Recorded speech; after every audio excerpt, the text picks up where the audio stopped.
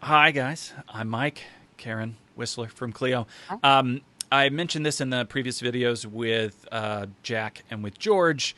I am doing a big project with Clio, and part of that requires that I have conversations with Clio people about stuff. And so rather than hiding it from you while I'm lonely in my basement, I thought I would just push a button and put it in front of you guys. So we're just having a chat about redesigning firms, responding to this context. How complicated is it? Is it complicated or complex? That's a nerdy Mm. distinction that we'll probably talk about because I'm a nerd and I'm excited to talk to Karen.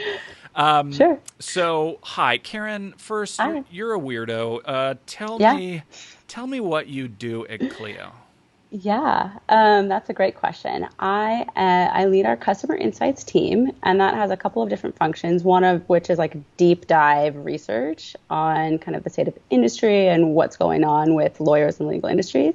The other is connecting some dots.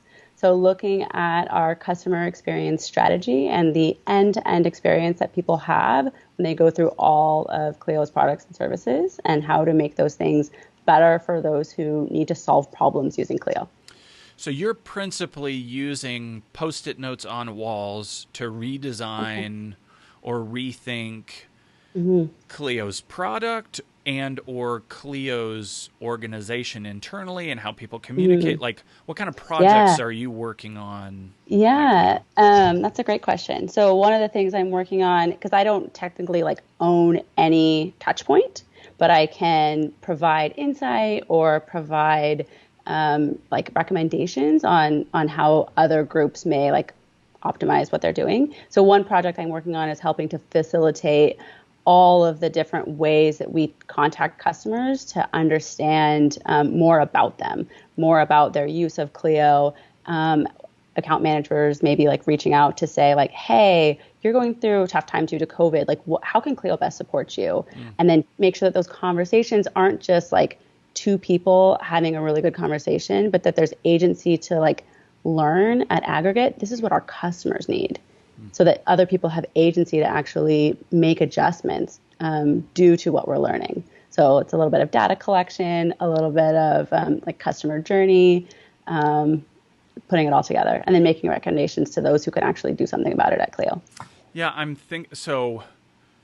For the super nerds out there, both of you, I talk about systems and complexity and these things a lot because I feel like, and sort of the driving premise of this piece that I'm working on is lawyers think that we're what nerds call a closed system. Mm-hmm. We're just these bubbles. We run our own thing. We do what we got to do.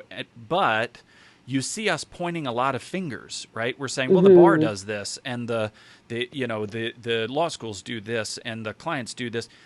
To me, as soon as you see blame, you've got Mm-hmm. an open system. There's a lot of pressures on us as law firms, and our response has historically been to say, it's just too crazy. I can't do anything about it, right?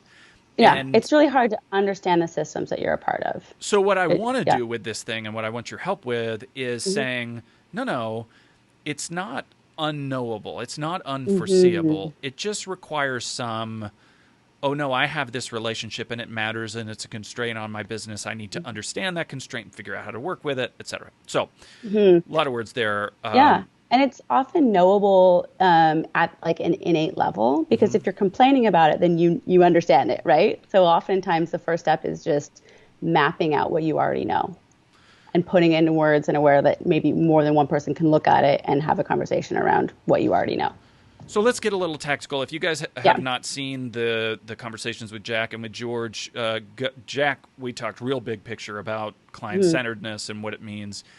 George, we started talking about the research phase of redesigning your firm, Mhm. and going using secondary data like the legal trends report, and then also some primary data going in, interviewing your clients and that. So now I want to talk about some tools that systems designers Mhm. use, specifically the customer journey map, Mhm. which Jack talked a bit about in his book. You're gonna love this that I'm about to tell you.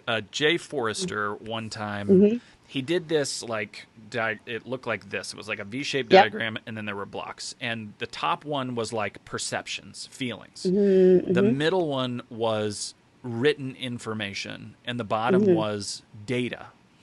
And Mm-hmm. his point that he was making was, we think in the modern world that if our business was just driven by data, we'd have it, but data in terms of information that impacts people's experience is tiny.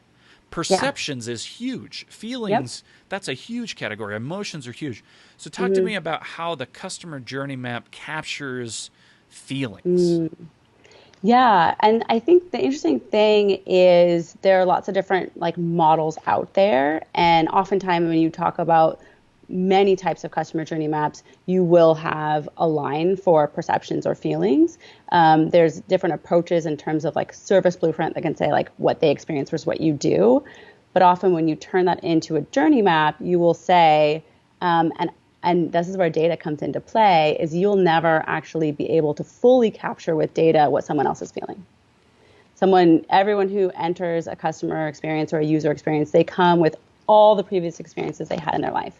And so it is a bit of a like rounding up, and you start with your assumption and then you go out there and test that. So in a journey map, often you can take a line where you talk about like the customer sentiment based on what you know, either you're capturing data or what you've heard anecdotally. And that can be a good way to just get out of the disconnect between what you're trying to do and what how someone captures that or experiences your efforts. Yeah. So let's be specific. So journey map.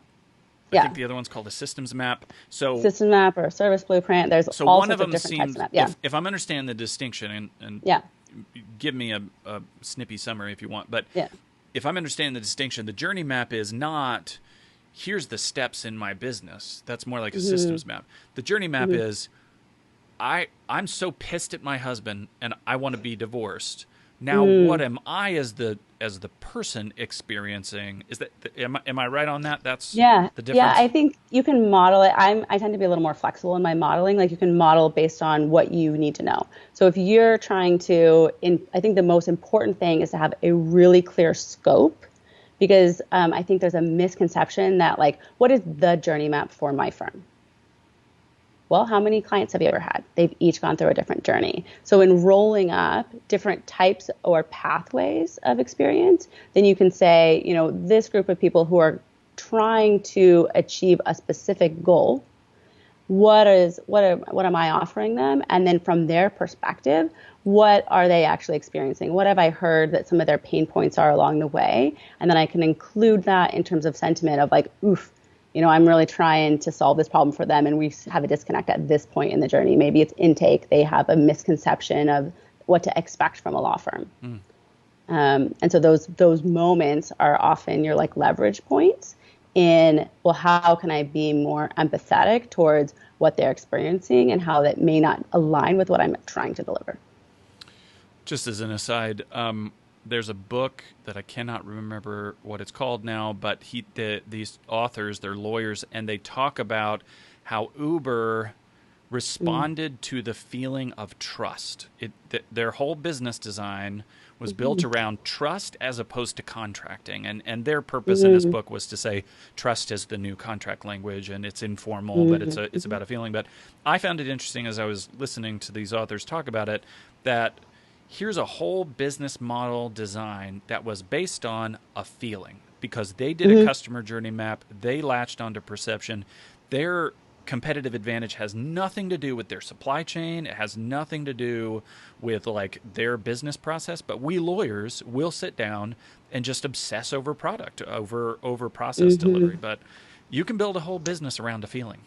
They go together, right? Like, I think if the feeling is of trust is the lens that you are looking at or the goal that you are moving towards, then you can look at that supply chain with that lens. So you can do both. It's not that you're taking out the steps that they have to take, because those are really critical. And then if your lens is trust, then you may start to look at the language or the expectations or the assumptions at every step along the way, and what is adding or detracting from that end goal of trust. And I think for you, I watched a presentation you did for ladies doing design or something. Ladies at UX, yeah. That one. And you really did look me I'm up. cyber stalking you, dude. I'm a total fan now. That's great. But like you made the point that a lot of those external stresses, right? Like, so if Yep. you see somebody feeling not trust, Hmm. your argument is it's probably a result of some internal button you're pushing that you didn't know there was a connection. So you're trying to Yep. find to use a Danella Meadows term, you're trying to find Yeah. the leverage point, the lever you can pull Yeah. to go and target that trust thing. So it's internal Hmm. stuff. Yeah. It's not clients being crazy. Yeah, I often say that external breakdowns are due to internal silos. Hmm. And you have to look not just like at your types of internal silos. So that can be actual like departmental silos, like human beings, each with different objectives that maybe don't line up to a consistent experience. That can be silos in technology within your firm. That can be silos of information and data. So there are different types of breakdowns that can occur. Just I think it's a common thing for all of us as we have our area of expertise, and you may know your client really well at the moment you interface with them, or you may know one part of them trying to achieve their goal. But if you don't step back to see all of the steps between the problem they have and the resolution of their legal issue, there are other factors at play that you just aren't going to see, right? And so how do you connect those dots? It can be a challenge. Well, let's talk about the silos thing, because like Yeah. the premise that I'm working under, this stuff is really easy to apply if Mm-hmm. you're going into Procter and Gamble, right? It's a huge company. Everybody knows it's a complex system. Easy. Yeah. Yeah, right. Yeah. But at minimum, everybody knows they're in a Yeah. place in a big complex world. When you're a solo law Yeah. firm, you actually are in a very complex world, but the stakeholders are not under your roof, right? Yeah. So if I want to get the stakeholders together and I want to say Yeah. courts are in the way, bars are in the way, law schools are in the way, clients are in the way, the Yeah. clerk in the courthouse is in the way, how do I, if I'm a solo, I can't force them to come to a meeting. How do I get the Yeah. diverse stakeholder perspective? I love that. And I was doing some thinking around that is like oftentimes if you're doing something like we had talked a little bit about the notion of like co-creation or co-design, like if you're doing something where you are working together, it typically takes like one person in some bit of authority to say like, Mm. I can pull things within the system or I can direct or influence parts of the system.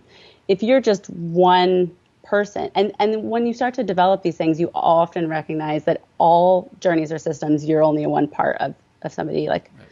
entire experience. But I think that the first step is really just that discovery, that naming it. So if you have an issue that you feel you're a part of and they're external forces, start by just drawing it out. Like draw out what you think you're solving for. Have a really clear problem statement, and then name those individuals and try and from their perspective. I mean, literally every part of the process is customer experience experience first. So what is the problem that they're trying to solve? And if you can find a way to get that buy-in, get that ownership, so that they are actually getting the same value that you are, but it may take you being that stepping up and being like, okay, I'm going to lead this, and I'm going to expose. I think one of the things we talked a little about Danella Meadows, her whole premise is that the things that drive our systems are actually paradigms, which are cultural beliefs or social beliefs or beliefs in how things should be or beliefs in how they are. And so the only way to make movement in some of these systems is to expose those paradigms. But you can't just say like, you believe something that is different than me and ever convince them. What you can do is like a series of anomalies where they recognize themselves. So if you have alignment with, oh yeah, we agree that this is the same problem, then you're probably likely to be able to co-design together. But if you're like, I think that there's a problem, and they're like, either I'm too busy or I can't get invested in co-designing this with you, it is about the first step really just has to be exposing that alignment and exposing that paradigm. Meaning, to get tangible with it, Yeah. paradigms seem to be like cultural assumptions, like the stuff in the Yeah. background, Yeah. just where people's brains Yeah. are. One might be, for example, what lawyers do, right? Yeah, Because yeah, clients come into the world with a very different idea of what we do versus what we actually do. And yeah, if we never recognize that and tackle it, it doesn't matter how good our systems are, because we're never addressing the fact that they think Law and Order lawyers wear $700 shoes in the DA's office and are all beautiful like the people on Law and yeah. Order, but it's very different. So like, if I'm Mhm. getting these stakeholders in the room, am I asking them questions about what do you believe? Like, what are those cultural assumptions? Mm. Or how do you do that without it being too vague? Yeah, I think that I think that's a really good example, because if you're looking along a really specific problem you're trying to solve in a journey, one of the you just kind of lay out, these are the assumptions. I have these assumptions about this system. Do you agree with me? And that's where those discussions can open up. And it could, oftentimes it is assumptions of ownership of different parts of the journey. I assume that my role is X and your role is Y. And then that's often when you're looking at a consistent journey that has multiple stakeholders, where you can really get into, no, that's not my role, or we're both trying to do the same thing, and that's confusing for our clients. I think that at that tactical level, like exposing those assumptions just by like listing them out and being like, do we agree here? I want to make a reference to something, and I'm going to Mm-hmm. share it with the screen, but you can't see it. If I say the double design of service, or the double Yep. diamond of service Yep. The design, does that double mean? diamond. Yep. That's actually, I was going to reference that. Yeah, that's great. So I'm going to share this image with you guys just Yeah. to get to this. I think this idea, this point that you're making about discovery and finding things. Hmm. I'm going to so bad explain this, and I want you to explain it better. In this linear process, you guys, if you see from Yeah. the left side the word discover and then the right side the word deliver, the idea is that you want your thinking to be really expansive when you're doing research, just to go find out where people are, and then you narrow again to the problems you want to solve. Now, once you have that, you're going to go really broad again in ways to solve it, and then you're going to go narrow again in your actual solutions. Mhm. Getting back to you, Karen, is that a good That was description of great. that process? Okay. Yeah, that's, I think, exactly right in terms of like the mindset at each phase, and like when to go big and when to come back in. Right. And I think one point to make when we're talking about systems that have like disconnected parts going towards the same goal is you have to include the consumers of those systems. When you're discovering and you're going broad, part of it is maybe your like rough draft is like, here's what I think the journey is. And that's like your hypothesis. And the most important part is including either in co-design or in research, just like, hey, either legal consumers or clients or court systems or who else your stakeholders, what is your point of view here? Right. And how can your experience help me inform how to make the system better? You're saying, like, in that discover phase, go crazy. Yeah. Ask everybody. Yeah. Like, you don't have to be fully secure that they're a great stakeholder. Who cares? Just ask them, have a conversation. Ask all your clients, like everyone who, like if you're thinking through like something that maybe not be working, like ask every client who comes in the door. What's interesting about this process to me, there's been a lot of talk, and I think Jack might even talk about the idea of developing the MVP, right, from agile development, the minimum viable product. Just go make something, put it out in the world, and test it. And Nicole Braddock has written a lot about how troublesome that is in law. Like, we are highly regulated. We can't just go throw crap against the wall and see what sticks. Yeah. I think maybe the needle to thread here is this double diamond process of don't start with delivery. Don't start with the MVP. Go back first to that broad, expansive thinking about discovering an issue, and that development comes later. Talk to me about that in terms of, for lawyers, how quick should I just say, I'm just going to try something and go see what happens? Just defaulting fail forward or whatever the crap is. Yeah. I mean, it definitely depends on like within your regulatory. I think if you're talking about like process improvements or client experience improvements, I think there are subtle things you can do that may be good MVPs that may get you information in the going big. So if it's really small in terms of like language used or a better understanding of the handoff from one part of the journey to the other, go big, like try it, whatever. But in terms of trying to implement like bigger changes, I love the notion of discovery because it gets us to this place of alignment. So if you're having like bigger systems, having that that MVP should be a end goal, but taking the time to really understand, like dive into your assumptions, dive into like expectation management, like try and experience parts of the system for yourself are really critical because we keep quoting Donella Meadows. She talks about like there are elements, like tiny components. There's the connection between those, the broader purpose. And when we talk about, yeah, you can pivot some elements like MVP that, like go for it. But the further you get towards like systemic change, the more stakeholders you're going to need and the more you want to get like a really solid discovery. And that discovery doesn't just give you like more things to try or more solutions. It actually gets you more clarity on the problem. Because the deeper you go, the more you'll understand it. Let me give you a specific example that George and I just talked about a couple hours ago. The Clio data shows that clients really want payment plans, and not many lawyers are capable of doing payment plans. So let's say I want to test payment plans, and so we talked about the idea of doing a Google ad, right? Just doing a Google AdWords, or whatever they call it now, ad that says we offer payment plans versus one that doesn't say that, and just see what the data is. How many people are clicking through that?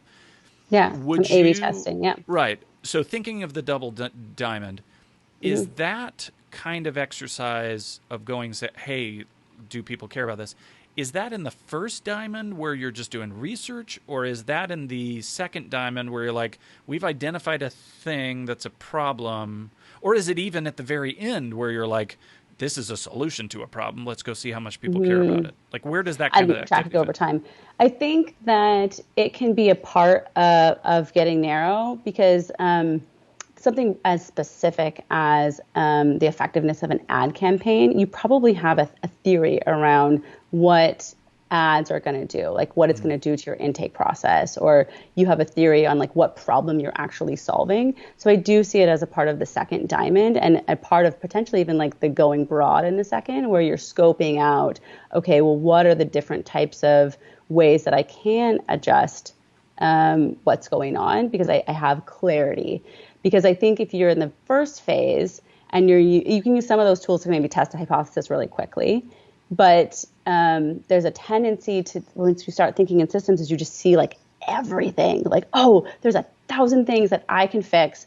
Oh my goodness, how I need to hire like 40 people because there's just so much going on. And so when you prioritize things like those tactical execution, like I think it kind of needs to be as a part of honing in on what you're actually trying to solve.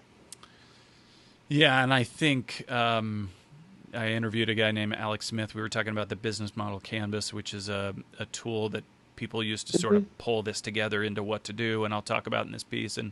But he was talking about it as it's also a tool to say what not to do, right? Like, yeah, oh, for sure. Because you might go in and clients care about this thing, and you've validated it, you've done secondary and primary research, you think it works really cool, and then you decide, I still don't want to do it, right? Like, that's still a thing I don't want to go fulfill, which is possible. Yeah, I think that a lot of times those little experiments can get you closer to like what your actual, area of impact can be. You and I can nerd out all day. I mean, all freaking day. Yeah. I don't have a real job, so I can do whatever the freak I want. But I do have a deadline for you guys, though. Yeah. But in closing up, give me anything nerdy that's on your mind for applying this stuff. The solo small content, like my biggest argument has been you guys are in a complex system, whether you think so or not. But I have the hardest time communicating this to people who are just doing their day-to-day and trying to survive. So, like, make this practical. You read Donella Meadows' Thinking in Systems. Now, pull that down to somebody who's going to litigate a divorce today. Yeah. I would say the most practical thing is just, like, taking some time to understand the system you're in. Just think through you're litigating a divorce. Just think through all the steps so that you've got a bit of a visualization, and just start showing it to people, showing it to your clients, and just seeing what part of this can I improve one thing at a time, and then thinking through what is the experience of what I'm trying to deliver. Yeah, and if I can pivot on that, I think a very overlooked thing in law, part of complexity is that you've got relationships between, especially in a very complex system, like independent actors who don't follow rules, things that are so. As you're mapping out your process, I love the idea of being really clear about who's going to screw this step up, right? Like who outside the firm is going to make it so I have to wait for something here, or where am I waiting to get something back from? Who's breaking this thing? Because those relationships, they're not unforeseeable, they're not imaginary. You just got to think through it. So often I'll say, like, what do I have control over, or what don't I have control over? Right. Is another kind of really simple way to make it even more binary. Is like, where can I impact this? If not, do I want to, advocate for more impact? If not, what can I do better? Don't be in a bubble, you guys. Karen, thank you. Don't go anywhere. I'm going to push the live button so that we can get off of live and then say what we really think, but won't say it. Because Teresa's watching right now, and I want to get you in trouble, but not with Teresa. She scares me. I'm scared. Help me, Teresa. No, Teresa scares me. Love you, Teresa. You guys have a good day. I'll see you next time. Hold on for just a second, Karen. I'll talk to you guys later.